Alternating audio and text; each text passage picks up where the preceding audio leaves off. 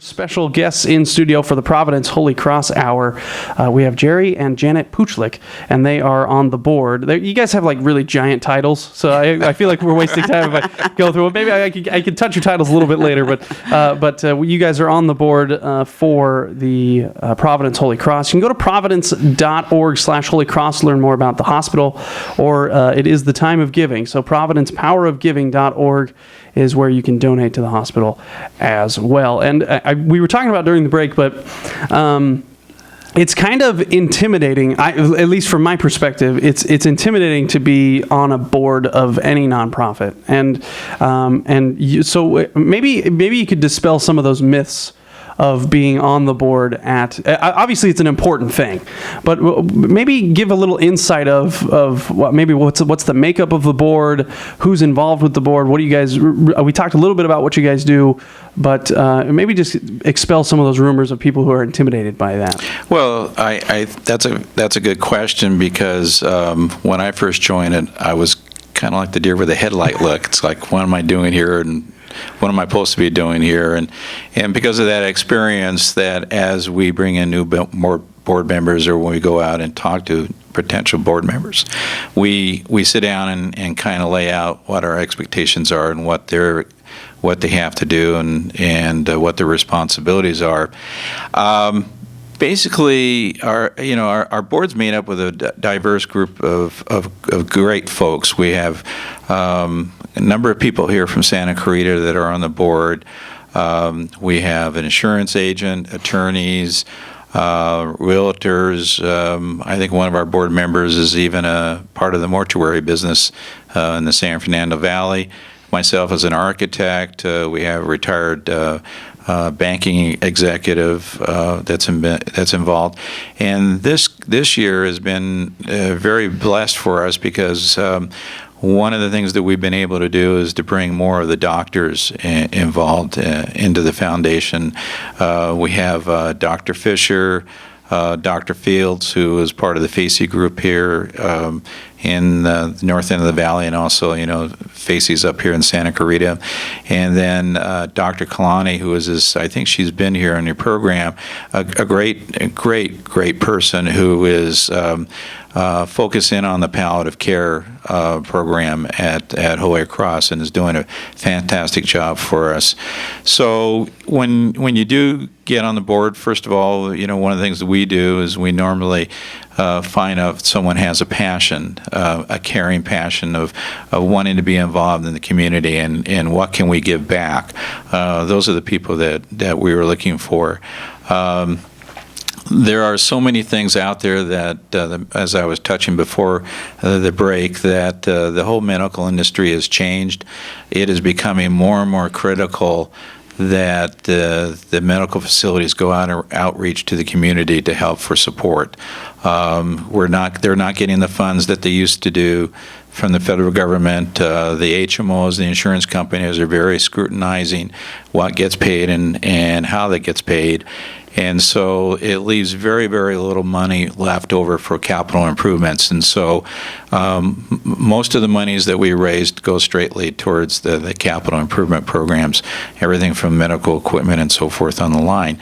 So those are the type of folks that we're looking for. Someone that says, gee, I want to make sure that ER department is there for me. I want to make sure that if we have a family, that we have the facilities, for an OBGYN, for a birthing unit to be available for you. And then we also, a lot of people don't like to talk about it, but, we always celebrate death, celebrate life, but we very seldom ever celebrate death, to where now, we're spending a lot of time on that palliative care end of life issues. And we're looking to make sure that that's for us here in our community and available to us all. And so we're constantly looking for people of that type of caliber and passion that get involved. And we meet every other 4 times a year. We are looking at our board and structuring it up so we can meet more often. There's a lot of us that are been shakers and movers in our own right and in our businesses and other things that we're involved in our community. So we want to take that energy and get it more injected into our board. So we're looking at creating committees to focus in on special things that they can help focus in on and work towards that. And is that related to the Providence Valley Annual Giving Committee? Is that one of those types of committees? Sort of? Yes, it is. And basically, our annual giving, it focuses on smaller donors and just the average person that wants to donate to the hospital, but maybe doesn't have hundreds of thousands of dollars to give. To give a wing of the hospital to, Right. or whatever, yeah. And our committee, the committee actually supports the annual giving staff by making recommendations to ways to outreach to the different communities because of the diversity of our different hospitals. Each hospital is approached in a different way, even though they are one large unit. And we also help plan an annual thank you event for our donors of $1,000 or more. They're invited to an event. This year, each hospital did their own event, and ours was a Sunday afternoon wine and cheese tasting at actually our house. Oh, great. In our backyard, and it was very well attended and a very nice event, and we probably might be doing the same thing again this year. We also have started programs that called Guardian Angel and Grateful Patient, where if a patient's in a hospital and they'd like to give a donation in honor of their healthcare provider or their nurses, Oh, awesome. That's a new program that's at all three hospitals. And for now, those, so. hopefully you guys haven't had to stay at the hospital. Not that that's, it's a bad thing, but I just had baby 3 weeks ago at Providence, and the nursing staff is second to none over there at Providence. That's one of the anchors over there is the nursing staff, and you can give a donation. You can give a donation, and Guardian Angels, it's called, and you can give a donation to the hospital in honor. Oh, that's fantastic. Of one of the staff. That's awesome. Awesome stuff. We're speaking with Jerry and Janet Puchlik. They're from the Foundation Board of Providence Holy Cross. And okay, so I wanted to ask you, maybe both of you. You started in 2000, you said you got on the board? Correct. 2000, yeah. okay. Yeah. It's been 15 years. You put in the time. You probably, if you left right now, you'd be totally fine. Nobody would, bat an eye. But what continues to inspire you to want to help and want to be a part of the board? Because, 15 years, it's a long time. It's a long commitment, But what continues to inspire you? It still goes back to, we live in Granada Hills. We're, I think, about 4 miles away from the hospital. And a lot of people out there in the community don't really get involved in a hospital unless they have an emergency, or they're giving birth, or having a baby, or having a baby. Yeah. And so, being a healthcare architect and seeing numerous hospitals throughout the state on a daily, on a weekly basis. I must visit 20 hospitals, every week, and seeing what goes on in those facilities. I want to see Holy Cross be the best of the best. I'm proud to be living in Granada Hills. I'm excited about it. It's a great community, and I want to give back and make sure that hospital is there and ready to provide services to us all. My friends, my neighbors, everybody, even the guy that's visiting, and driving down the 5 freeway and gets in an auto accident. It would be nice to, that we've got a place for everyone to come to. So you're saying once it's perfect, then you'll get off the board? No. It's always going on. Healthcare is a big enigma out there. It's constantly changing. Yeah. Technology's changing. And you talk to anybody in the healthcare industry today, ask what the forecast 5 years out, what is a hospital going to look like? Everybody just kind of shrugged their shoulders. We have no idea what it is. But we do know that we need money to keep it going. And so you have an interesting perspective on all this. If you, because how long have you been doing hospital? You said before. Since my first hospital was in '76 that I got involved with, and I've been active on the state level, working on regulations and licensing in Sacramento since '83. You have quite the interesting perspective when it comes to dealing with being on this board. Yeah. A pretty hands-on experience, but that's a cool experience, cool person to have on the board, frankly, because you know the ins and outs of structurally how it needs to be. Yeah, because at the time too, after the '94 earthquake. For those who are not aware, California hospitals are under a mandate to seismically upgrade their facilities. The St. John's Hospital in Santa Monica came within seconds of a total collapse. Whew. And from that, Tom Hayden, who was the representative in Santa Monica, instituted a bill requesting that all the hospitals become seismically sound, so that it doesn't have that potential of hurting more people than is necessary. With the American Institute of Architects, I ended up being the chair for the SB 1953 compliance plans that all the hospitals needed to submit to the state, and our committee was to review what the state was coming up with and making our comments about how do we look at the various facilities and how do we categorize them and what needs to be done to these buildings. So we're just now getting close to the end of that bill, that most of the hospitals currently are now in compliance. There's a few out there that still need to get there, but it's getting there. So again, my passion really comes through is that, man, I want that hospital there if I need it. And yeah, and so that's what I was going to say. Is it mainly proximity that, like, it's a great hospital, I know, but proximity probably played a huge role in it. And second was I lost my train of thought. So would I do it somewhere else? Yeah. So you could choose. You could really choose with your background. You could choose really any hospital to do this for. I mean, you have a passion at times to want to. Do a lot of good things in the world. This is one hospital I want to support. This is the hospital I want to support. It's my hospital. Yeah. So we're speaking with Jerry and Janet Puchlik, and they are from the Providence Foundation Board.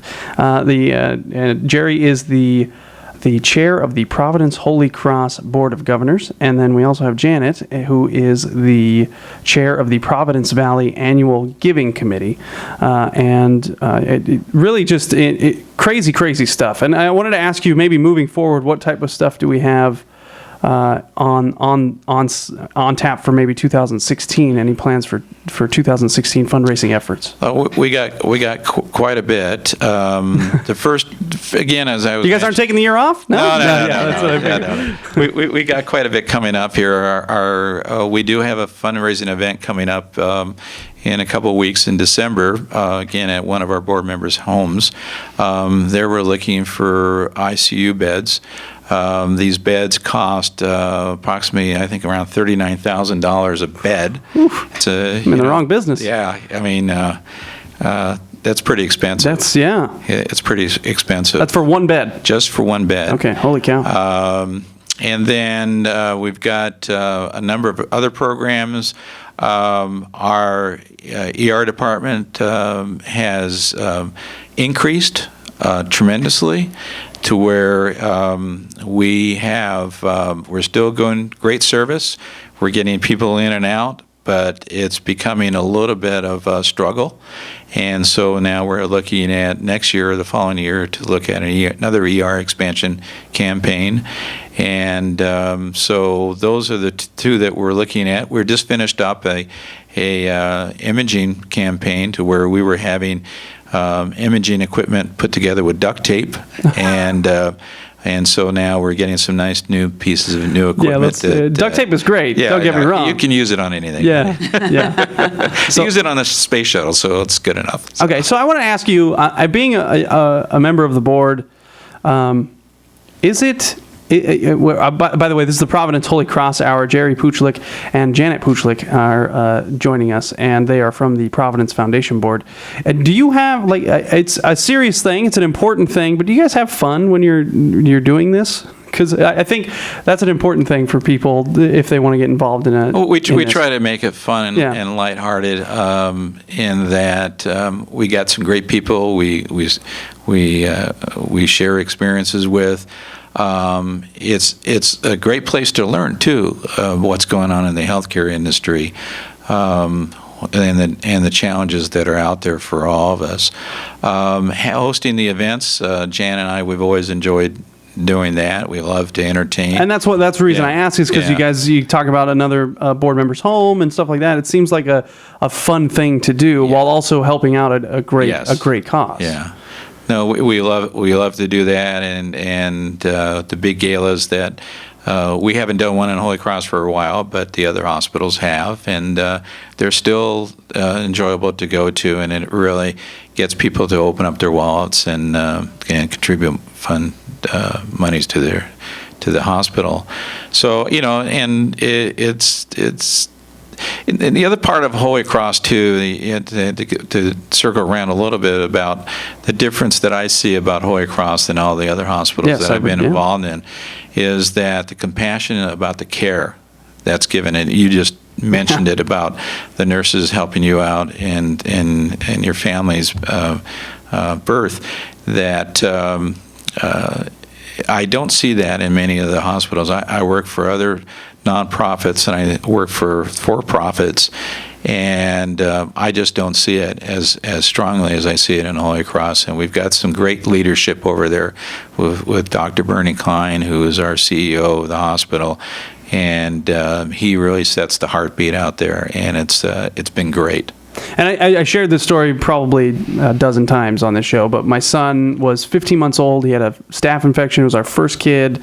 So me and my wife are freaking out. And then we go to Providence, the ER, and the nursing staff, for the life of me, I can't remember his name, but I know we wrote him a note, but he calmed us down, like he kept us relaxed so well in the ER with our 15-month-old who had a fever for 3 days straight, has a giant, staph infection, and the care at Providence and for the birth of my third son also was just absolutely wonderful all the way around.